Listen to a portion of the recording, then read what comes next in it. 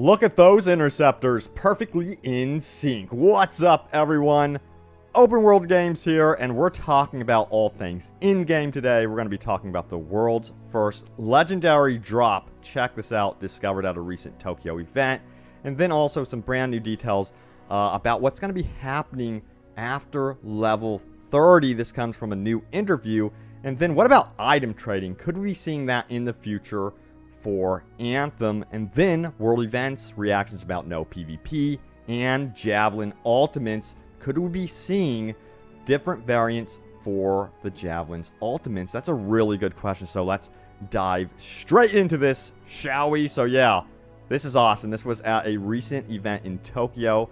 Basically, the first legendary drop, I think, outside of Bioware. I remember when I was at the event in San Francisco, they were all like, who's going to get the legendary drop? I don't think anyone really did. I think it was mainly Masterworks that a lot of people got. So you could see how rare legendaries can be. Or maybe one person did, but they are super rare. But anyway, let's take a look at this in more depth.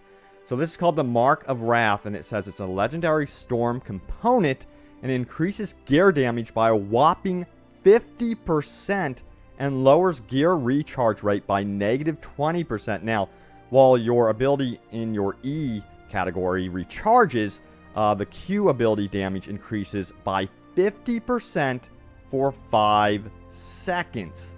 That is insane and definitely worth the name being legendary. So yeah, legendary is of course going to be, if you did not know, the rarest of the rare gear and weapons that you can get in Anthem. They're going to be color-coded yellow, so if you do see like a yellow diamond floating around, go grab it. But the good news is, again, this is the good news about that. If you miss out on grabbing Masterworks or Legendary, they will automatically be added to, I believe it's your vault at the end of your expedition. So no panic there, no need to worry. So yeah, it's really cool to see that we're starting to see stuff from Legendary gear and weapons finally. And by the way, I'm going to have some awesome gameplay of max rank javelins here very soon. So whatever you do, watch out for that. Turn on notifications here on the channel. It's going to be so freaking awesome. I can't show you anything related to that, but it's going to be in-game stuff. So yeah, look out for that here on Open World Games. All right, so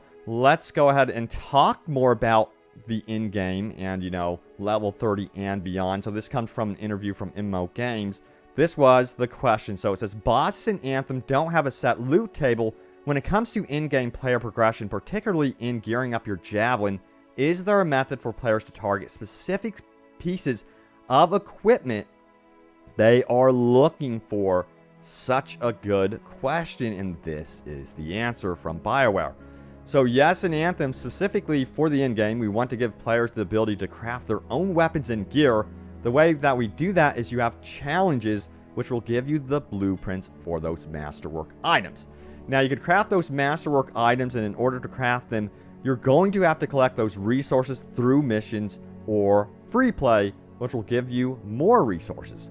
Once you have those items, you can go back, craft your masterwork items, and now that you're more powerful, you can go into those missions and get even more powerful rewards. So it seems like, yes, you can go in and craft your masterwork stuff to really get in there and try to obtain the legendary stuff as well. And again, you got to remember with the end game, it's going to be, I think, for a lot of us about ramping up that difficulty to Grandmaster level 3. So I have played on Grandmaster 1, and let me tell you, it's freaking intense. It is hard, it is a lot of fun, and you really have to work together as a team. And I can't even imagine soloing it. So you are going to have a team together for sure. But we did also notice, this was interesting when we played, is that when you play on hard, you're still getting like masterwork gear as awards.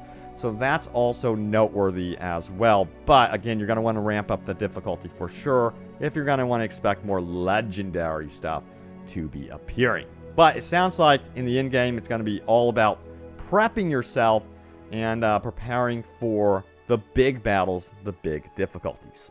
So yes, let's talk about item trading and that sort of stuff. Could we be seeing that? So that was the next question here. It says, with Anthem being a multiplayer game, there are certain features that players expect going into it. One of them, which was confirmed by a tweet from one of the executive producers several weeks ago, was that item trading was not going to be available at launch. Was this an oversight, or was this more due to focusing on single-player aspects of the game? And again, another great question there. And the answer is this. It was a design decision not to have trading at launch. We wanted to make sure that progression wasn't going to be shortcut. Let's say that I'm playing with you and another 2 friends, and you give me a super powerful masterwork weapon. Let's say I'm level 2 and you're level 30, and suddenly I've got a level 30 weapon. It's really going to shortcut everything. We've seen that happen with other games, and we want to avoid that problem. We wanted to make sure that everybody would have meaningful loot every time they play. So if I'm level 2 and you're playing with me as a level 30, every time I go out, I'm going to find loot that is reasonable for my level, just as you will find loot that is reasonable for yours. You can still help me level up, and you're still going to find stuff that is reasonable for you, even on the same mission. So that's great to hear. Yeah, there was also a lot of concern, with playing with lower level players, that if you are a higher level, you would be gifted lower level stuff. So you can see that's not going to be the case. And honestly, I think it was wise not to include the trading at the beginning, because like they said, that would negatively impact the progression, your path to getting the better and better rewards. You don't want instant gratification, with a game like Anthem or the shared open world loot type driven games. So I totally get where they are coming from for sure. I think Fallout 76 also dealt with that problem. You could actually drop your super legendary weapon, and you began realizing, I didn't even, work for that. My buddy just handed that to me. Like, it's kind of nice as well, but at the same time, it can be problematic for sure. And I do also think that it's going to encourage you to explore the world and figure out where, some of the loot is going to be spawning and how the world works. So I think it encourages players to also explore the world with how Bioware is approaching this. Alright, so let's talk about world events. They're going to be something big, and it looks like we could be seeing our first world event in Anthem February 1st through the 3rd. Actually, it's rumored to be happening this Sunday. So whatever you do, log on to the public Anthem demo this Sunday. Man, this Ash Titan does not want to go down. So let's go into this world event stuff. So Mark Reeves says this: will world events happen at times when those of us in Australia, for example, will be able to take part? I'm only worried because prime time for North America and much of Europe to enjoy these would be the middle of the night or work day here. So definitely legit concerns here about how they're going to be handling world events around, well, the actual world itself, if everyone can actually get in on them. So the answer was from Jonathan Warner. He says, we have you covered. Not much to go off of there, but what I'm assuming is they could have one world event multiple times and for multiple time zones to just ensure that the entire audience of Anthem can experience this epic world event. At least that's what I'm hoping they do for everyone. And honestly, that's what I'm expecting them to do, because I think they do understand that could be a problem with all these different various time zones and stuff like that. Alright, so we have some brand new reactions about PvP not being in the game, and I really wanted to highlight these. These come from the Anthem Reddit, and it says this: the fact that Anthem has no PvP is a big plus for me, not a minus. You got nearly 6,000 upvotes on Reddit. It just shows that the community as a whole, at least in my opinion, really does not care for PvP, at least right now. Honestly, I think the focus should be on PvE content for the foreseeable future. It'd be kind of a bummer to hear that Bioware has divided the team or something like that. Half the team would be working on PvP and half the team would be working on PvE. What I think that could do, and it could be problematic, is that you wouldn't get as much content out that the majority of the audience wants. So PvE content would be coming out later than it should be. So I think at first they should focus on what players want, and that is PvE content. Update the world, show us new stuff about the world, change it up and stuff like that. I think that's what we want. And then, of course, more quests, more story stuff. That would be awesome. Better gear, better weapons. Focus on that. And then, if they do PvP, again, this is my opinion, design it based off what's existing in the world already, just to see how it's received.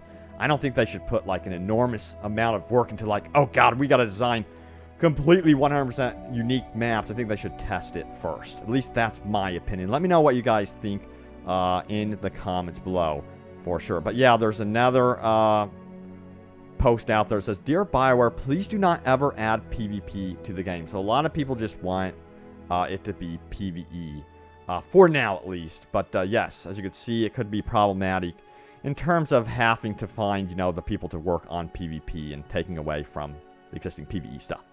Also, this was really noteworthy. I wanted to point this out. This was out on the Reddit community. It says this: does anyone else think that the Interceptor deserves dual pistols? I would love this. I hope they do this for the Interceptor. So please, Bioware, if you do add unique weapons to each Javelin class, like you do have the Colossus, I think it would be cool, just saying, for the Interceptor to have something unique like dual pistols. Dual SMGs. That would be badass. I would be for that for sure. In fact, you know, the Colossus, they get that, you know, unique like machine gun or chain gun type weapon. And it would be cool to see more unique weapons per Javelin down the road, perhaps. But I don't want the weapons, you know, to be too sparse in that regard, where you're kind of pissing off someone that's playing as a Storm and he gets a Ranger weapon. I could see that being kind of annoying if that was the case. But let me know if you guys want to see that, though. Post a comment down below. I do think something like that could be potentially cool. Alright, let's talk about Javelin Ultimates. So, this was the question by Chrono Trig, who says, I may have missed the answer, but is there ever going to be an option to swap final moves for the Javelin and that kind of set in stone? Or is that kind of set in stone? And the answer is this from Jonathan Warner: not at launch. So personally, I hope they add something to this down the road. I wouldn't mind to be able to evolve my ultimate as I play all the way, you know, up to level 30. I was hoping that was going to be a thing, but it isn't. But it would be cool to see additional moves that you could unlock for your Ranger, Storm, etc. And then, of course, all new Javelins. That would be pretty badass. But I think that they're going to take the route of adding new Javelins. That's what I think that they're going to be primarily focused on when it comes to adding new ultimates. They're going to be like, why not just add a new Javelin?